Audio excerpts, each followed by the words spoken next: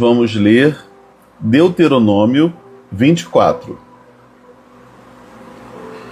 Se um homem se casar com uma mulher e depois não a quiser mais por encontrar nela algo que reprova, ele escreverá à mulher uma certidão de divórcio, entregará a ela essa certidão e a mandará embora. Se depois de sair de casa ela se tornar mulher de outro homem e o segundo marido não gostar mais dela, este escreverá uma certidão de divórcio, a entregará a ela e a mandará embora. Se o segundo marido morrer, o primeiro que se divorciou dela não poderá casar-se com ela de novo, visto que foi contaminada. Seria detestável para o Senhor. Não tragam pecado sobre a terra que o Senhor, o seu Deus, dá a vocês por herança. Se um homem tiver se casado recentemente, não será enviado à guerra, nem assumirá nenhum compromisso público. Durante 1 ano, estará livre para ficar em casa e fazer feliz a mulher com quem se casou. Não tomem as 2 pedras de moinho, nem mesmo apenas a pedra de cima, como garantia de uma dívida, pois isso seria tomar como garantia o meio de subsistência do devedor. Se um homem for encontrado sequestrando um dos seus irmãos israelitas, tratando-o como escravo ou vendendo-o, o sequestrador deverá morrer. Eliminem o mal do meio de vocês. Nos casos de grave doença de pele, tenham todo o cuidado de seguir exatamente as instruções dos sacerdotes levitas. Sigam cuidadosamente o que eu ordenei a eles. Lembrem-se do que o Senhor, o seu Deus, fez com Miriam no caminho, depois que vocês saíram do Egito. Quando um de vocês fizer um empréstimo de qualquer tipo ao seu próximo, não entre na casa dele para apanhar o que ele oferecer a você como penhor. Fique do lado de fora e deixe que o homem a quem você está fazendo o empréstimo traga a você o penhor. Se o homem for pobre, não vá dormir tendo com você o manto dele dado como penhor. Devolva-lhe o manto ao pôr do sol, para que ele possa usá-lo para dormir e lhe seja grato. Isso será considerado um ato de justiça pelo Senhor, o seu Deus. Não se aproveitem do trabalhador pobre e necessitado, seja um irmão israelita, seja um estrangeiro que viva em uma das suas cidades. Paguem-lhe o salário diariamente, antes do pôr do sol, pois ele é necessitado e depende disso. Caso contrário, ele poderá clamar ao Senhor contra você, e você será culpado de pecado. Os pais não serão mortos no lugar dos filhos, nem os filhos no lugar dos pais. Cada um morrerá pelo seu próprio pecado. Não neguem justiça ao estrangeiro e ao órfão, nem tomem como penhor o manto de uma viúva. Lembrem-se de que vocês foram escravos no Egito, e de que o Senhor, o seu Deus, os redimiu.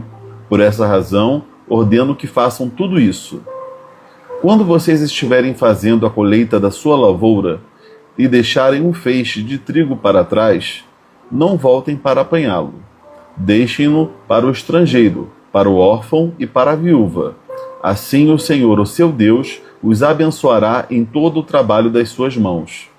Quando sacudirem as azeitonas das suas oliveiras, não voltem para colher o que ficar nos ramos.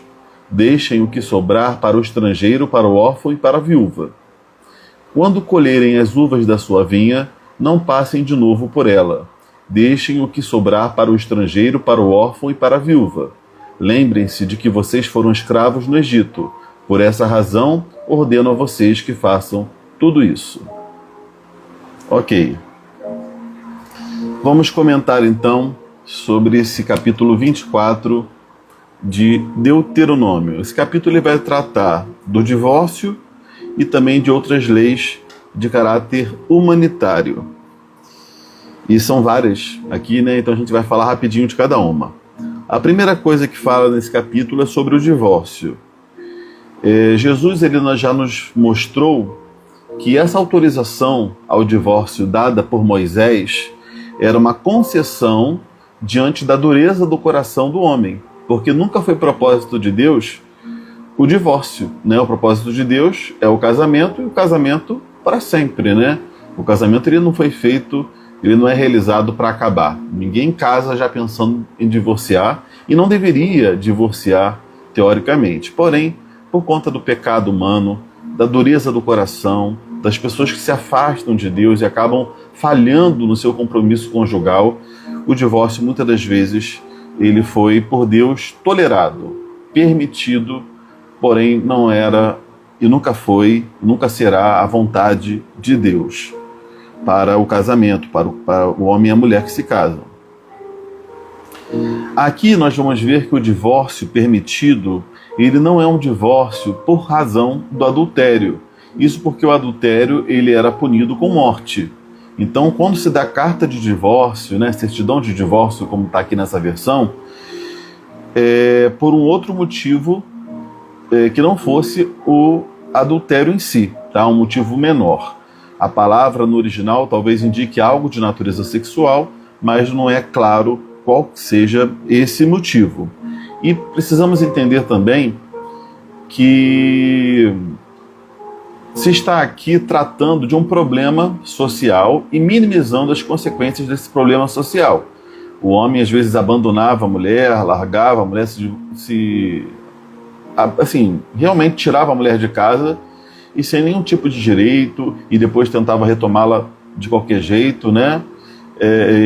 E aqui está se colocando algumas regras para que houvesse uma formalidade que não deixasse essa mulher mal na história e socialmente, para que ela fosse dispensada com o mínimo de dignidade e pudesse inclusive contrair novas núpcias.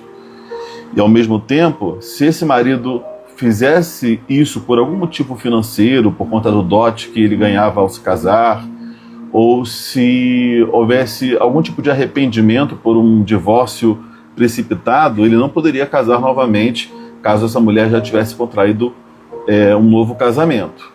Então se estabelecem regras para evitar problemas já existentes e também divórcios precipitados ou por motivos escusos.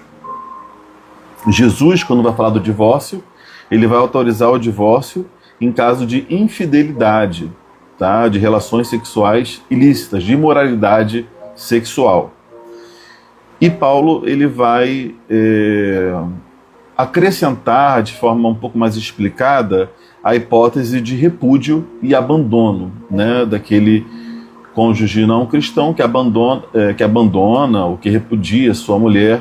Então essa não ficaria sob o jugo de fidelidade a ele. No versículo 4 fala sobre a questão dele do cônjuge, nessa época aqui de Deuteronômio, não poder se casar de novo, caso ela tenha se casado novamente, o marido tenha morrido.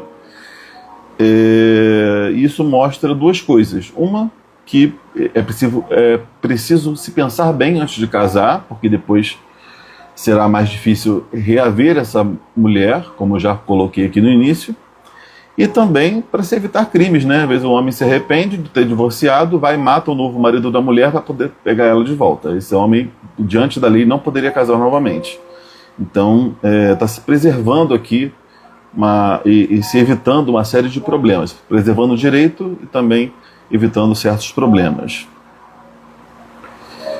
O segundo assunto que é tratado aqui em Deuteronômio 24 é a respeito dos recém-casados que fossem convocados para a guerra.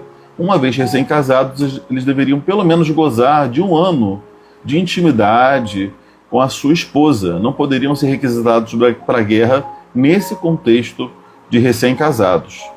E é muito interessante que aqui é colocado que ele deveria ficar 1 ano em casa para fazer feliz a sua mulher, a sua esposa. É interessante a gente ver numa sociedade tão arcaica, onde parece que a mulher apenas existia para dar prazer e felicidade ao homem, ser colocado aqui que o homem deveria estar presente para fazer a sua mulher feliz. É muito curioso a gente ver que, de alguma maneira, a lei de Deus ela sempre visa dar um upgrade, né, naquilo que já estava estabelecido, ainda que a revelação fosse progressiva, que muita coisa Deus ainda fosse revelar da sua vontade, da sua lei moral, mas aqui a gente já vê um avanço significativo. Outro assunto que a gente vai ver, que a gente está vendo já, né, mas que a gente que está aqui no capítulo, é sobre aquele que tomava empréstimo, né, que tinha alguma dívida e que o seu credor não poderia tomar como garantia, como penhor, um bem de subsistência, né, um bem que garantisse a ele os seus meios de sobrevivência. E também, em outro versículo, vai dizer que o credor não poderia entrar na casa do devedor para apanhar esse bem, mas que esse bem, dado em garantia, deveria ser entregue pelo próprio devedor. Então, isso aqui a gente vê uma lei civil, né, de Israel, aqui, dessa pré-nação de Israel, ainda estavam se formando, mas que visava ali um mínimo de dignidade para aquele que devesse alguma quantia, né, para o devedor. Depois a gente vai ver o tema do sequestro, né? Parece que algumas pessoas eram sequestradas para servirem de escravos, o que não era permitido pela lei de Moisés, né? A pessoa só era tomada como escrava mediante uma dívida, mas não ser raptada para servir de escravo, né? Então isso desagradava a Deus e deveria ser punido com morte. Uma outra lei é relativa aos leprosos, né? E leprosos aqui no texto, embora tendo essa tradução, não se referia apenas às pessoas literalmente leprosas, mas todas as pessoas que tivessem uma doença de pele que fosse contagiosa. Então, se tivesse alguma doença de pele, algo que poderia colocar a saúde de outros em risco, eles deveriam seguir fielmente as orientações sacerdotais, ou seja, as leis cerimoniais que já foram dadas nesses casos, né, dessa pessoa ficar reclusa, ficar afastada ali do arraial até a sua completa restauração. Isso para se evitar uma contaminação e um problema muito maior. Eles entendiam essa lei também como uma espécie de pureza diante do Senhor, né? Uma pureza de tirar esses enfermos, esses infectados.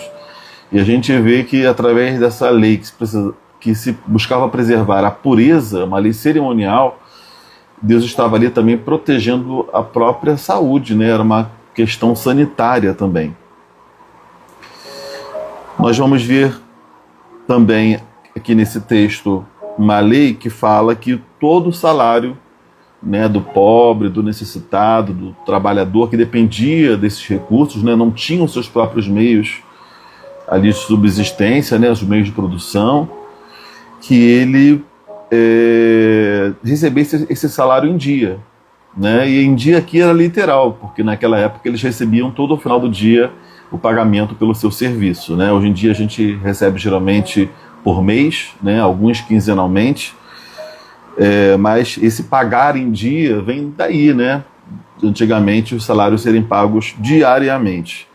E Deus fala isso, fala que deve ser pago em dia, porque essas pessoas necessitavam desse dinheiro, desses recursos, né, para a sua subsistência. Então isso fala aqui do dever daqueles que empregam outros, né, de serem fiéis, de compreenderem as suas necessidades, de honrarem com algo que é tão importante para a vida do outro, não pensarem só em si. E diz aqui no texto que se eles não fizessem isso, este que foi lesado, nesse trabalhador que não foi honrado no seu direito, poderia orar a Deus contra esses patrões, né? E aqui é colocado como se fosse em tom de ameaça, mas porque, embora a gente não tenha esse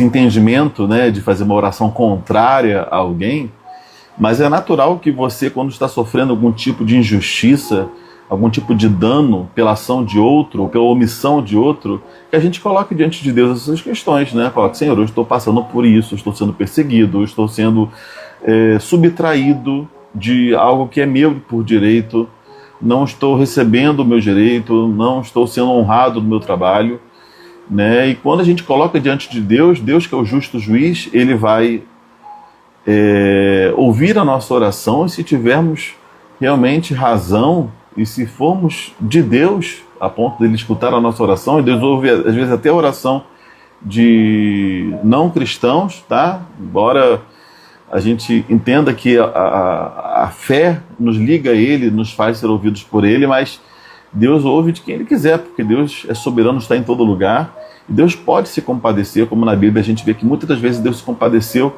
até de quem não era do povo dele. E então isso vai ser considerado por Deus, e isso pode redundar até numa punição, num castigo para aquele que faltou com direito. Então, quem dera os patrões, os empregadores, as empresas hoje tivessem esse temor, entendendo que se elas faltarem com os seus deveres para com o empregado, se elas falharem como empregadores, o Senhor pode requerer delas de uma maneira muito pior aquilo que elas deixaram de fazer. O temor deveria ser sempre a Deus, né? Nunca a gente ficar preocupado apenas com a punição imediata, ou com que se alguma pessoa viu o que a gente fez de errado, que a gente possa realmente pesar de que o Senhor está em todo lugar, os olhos do Senhor veem todas as coisas, Ele é um justo juiz. E nós vamos responder diante dele, diante das nossas ações pecaminosas. É colocado também a questão de que todo crime deveria ser responsabilizado individualmente. Ou seja, pais não deveriam pagar pelo erro dos seus filhos, nem seus filhos pagarem pelo erro dos seus pais. E isso aqui em especial diz respeito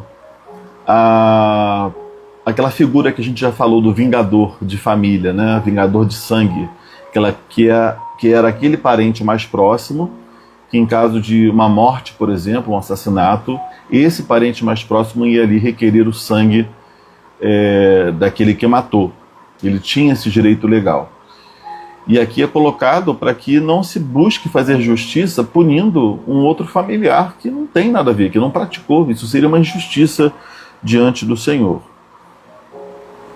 E, por fim, temos aqui uma lei falando sobre a colheita, que se você tem um campo, tem uma lavoura, tem uma videira, uma vide, né? Você não deve ter todo o produto do que você produz exclusivamente para você, mas você deve deixar um pouco para aqueles que necessitam. Aqui é colocado o órfão, a viúva e o estrangeiro.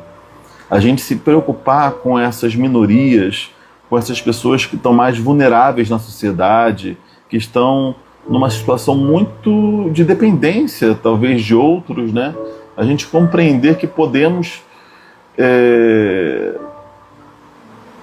colher, sim, o fruto do nosso trabalho, daquilo que nós construímos, mas sem esquecer da causa do pobre, do necessitado, sem estarmos indiferentes àqueles que precisam.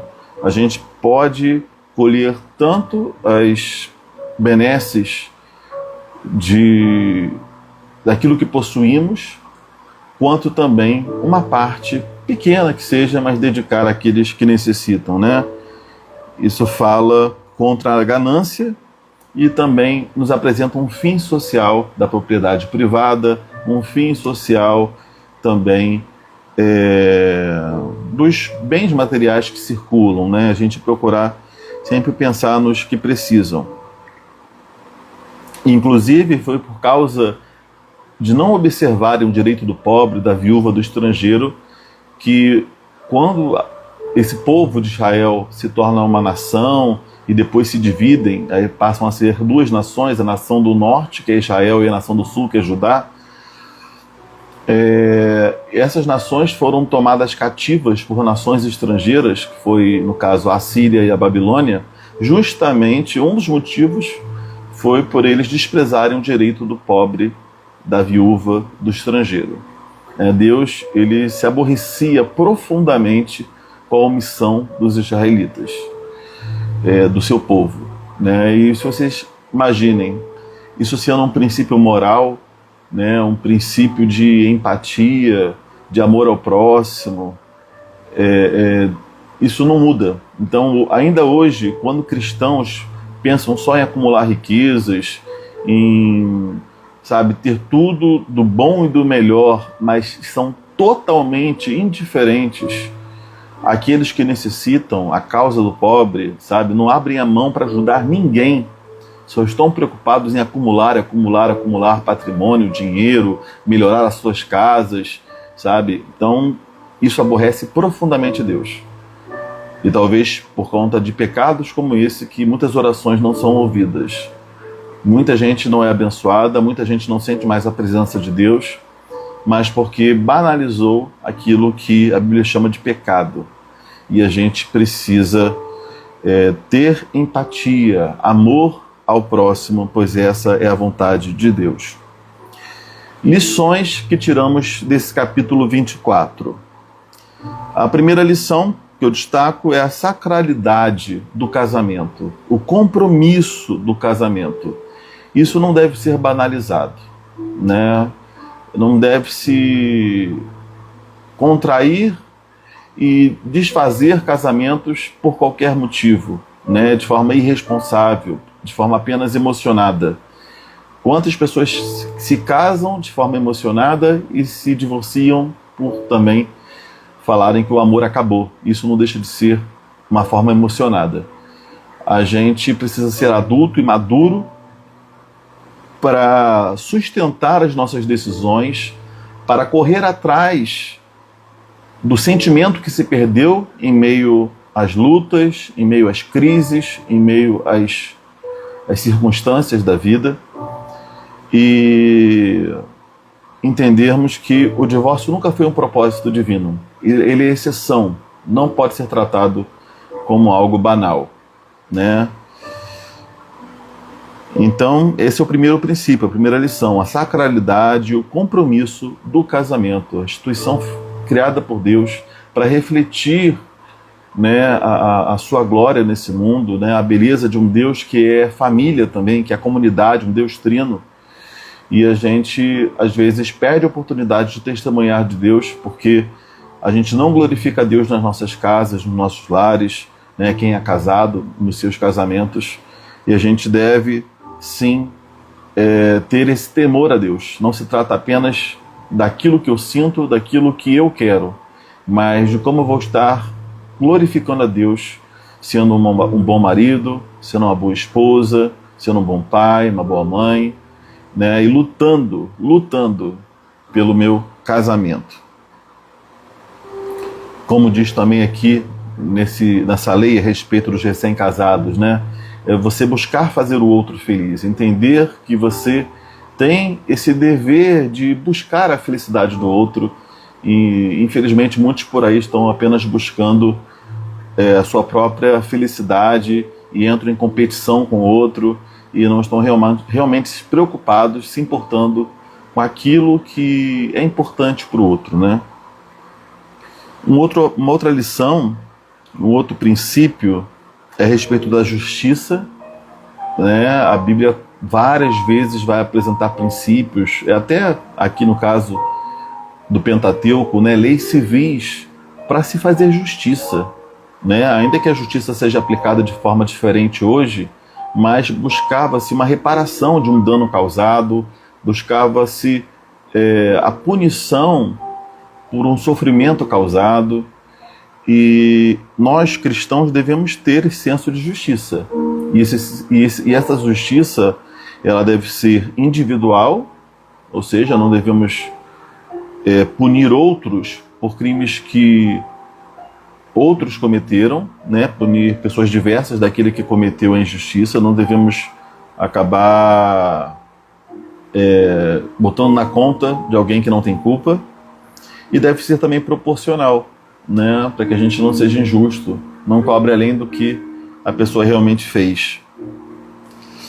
E por fim, o direito dos necessitados, né? O cristão ele deve se importar sim com causas sociais, com a causa dos menos favorecidos, daqueles que por algum motivo estão hoje na dependência de ajuda externa e também precisando vender a sua força de trabalho e receber por ela, né? A gente deve ter muito zelo por esses, né? Não faltar com estes, entender que temos uma responsabilidade diante de Deus para com os necessitados, com os pobres, com aqueles que estão sozinhos em família, sem família, né? Estão isolados na sociedade. Temos muitos deveres para com esses. E assim, né, tendo essa preocupação, esse zelo, a gente vai estar vivendo para a glória de Deus. Na verdade, a fé cristã, ela nunca é sobre fazer o mínimo. Quem pensa muito em fazer o mínimo para ser salvo são aquelas pessoas que vivem religião e tentam comprar a salvação de Deus. Mas aqueles que foram comprados e entendem isso, que não são dignos da sua própria salvação, mas têm um novo coração que vem de Deus, essas pessoas, elas não querem fazer o mínimo, elas querem fazer o máximo para a glória de Deus, elas querem viver para honrar a Deus acima de todas as coisas e também amar o próximo com todas as suas condições de amar. Alguns precisarão ser amados através de palavras, alguns precisarão ser amados através dos nossos abraços, da nossa atenção, outros precisarão ser amados através dos nossos bens, da nossa doação, que a gente tenha sensibilidade para perceber aquilo que é pedido de nós e aquilo que nós podemos fazer.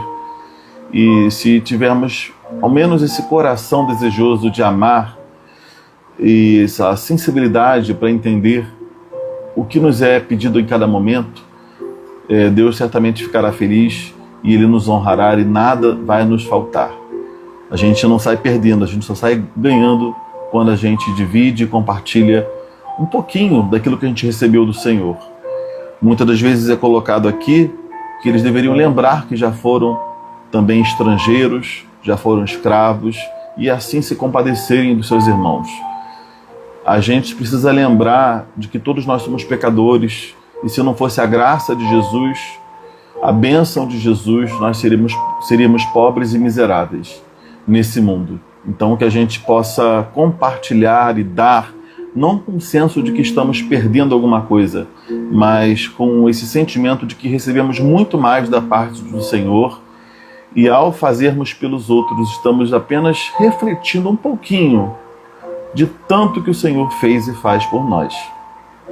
Tá bom? E por hoje é só. Alguém tem algum comentário, alguma pergunta para fazer? Se tiver, será bem-vindo. Olá, Margot, tudo bom?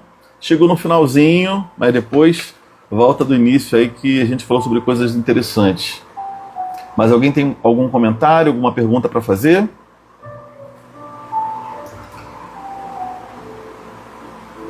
Por hoje não? Então tá, vamos finalizar. Vamos orar hoje para a gente finalizar? Vamos lá. Senhor Deus, muito obrigado pela vida de cada um que está agora online, aqueles que vão assistir a gravação depois, que não puderam estar ao vivo hoje. Senhor, Tu sabes o nosso dever de viver a Tua palavra, de refletir a Tua glória no mundo, de sermos realmente diferentes, de refletirmos a Sua justiça, de transbordarmos o Seu amor, de mostrarmos compaixão, empatia, nos sensibilizarmos com as questões que o mundo nos traz, Deus. Não sermos indiferentes às Suas lutas e sofrimentos. Podermos chorar com os que choram, nos alegrar com os que se alegram. Realmente sermos os Seus braços na terra, os Seus pés nessa terra. Nos ajuda, Deus, a viver para a Tua glória. Nos ensina, nos faz pequenos cristos, que por onde nós passamos, nós vamos deixar o Teu Evangelho apenas por amarmos como o Senhor amou, ama e amaria, Deus. Nos ajuda, Deus, que possamos brilhar a Tua luz. Nos dê, Deus, um restante de terça-feira, um dia de amanhã maravilhoso, seja com cada um aqui. É o que nós te pedimos e agradecemos em nome de Jesus. Amém. E é isso aí.